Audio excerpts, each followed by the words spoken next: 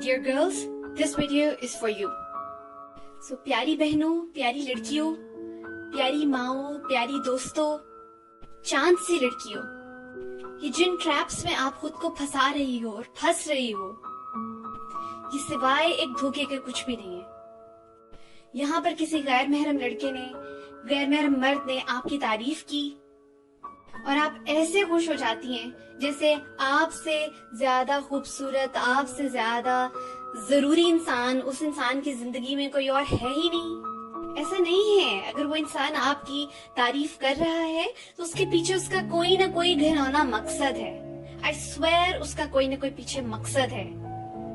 आप अपने पापा की परी हैं, अपने पापा की प्रिंसेस होंगी, अपनी मामा की प्रिंसेस होंगी, लेकिन आप दुनिया वालों के लिए प्रिंसेस नहीं हैं, गैर महरम आदमियों के लिए प्रिंसेसेस नहीं हैं। जिस नजर से वो आपको देखते हैं आप सोच भी नहीं सकते। फिर एक बार सिर्फ आप अपने आप को उन गैर महरमों की नजरों से देख लें तो आपकी रूह कांप जाएगी।